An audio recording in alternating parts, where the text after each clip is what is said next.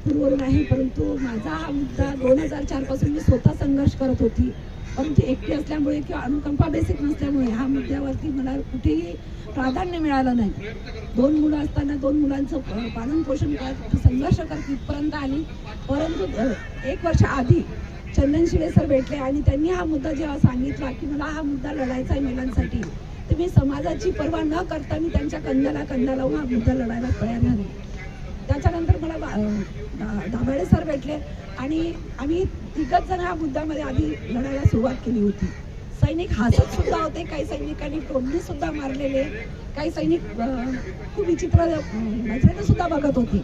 परंतु मला एकच ध्येय होतं की माझ्या वीर पत्नींना वीर नारींना हा मुद्दा पास करून तेव्हाच मी चुपचाप बसेल.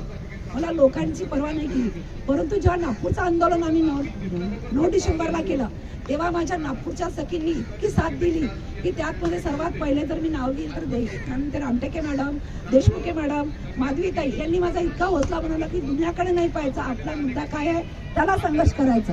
तो संघर्ष करता करता आज आम्ही खरंच साक्षर झालेलो आणि महाराष्ट्रातल्या सर्व वीर नारींना शुभेच्छा देते की हा मुद्दा पास होणारच. कारण आज जे मंत्रिमंडळामध्ये आम्ही गेलो आणि मंत्र्यांनी आम्हाला जे बोलले आणि जे आश्वासन दिलं त्याच्यावरून 100% वाटते.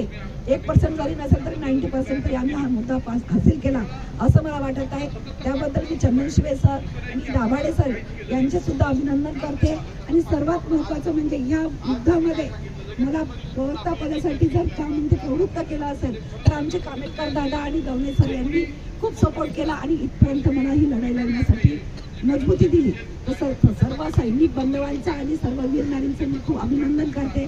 आणि ज्या लोकांनी नाही आले ना हसले माझ्यावरती त्यांचं सुद्धा मी अभिनंदन करते. ज्या पदाधिकाऱ्यांनी संघटनांच्या नाही आले आणि त्यांनी सुद्धा मला टोमणे मारले किंवा माझं आंदोलन भटकवण्याचा प्रयत्न केला त्यांचंही मी खूप अभिनंदन करते. धन्यवाद.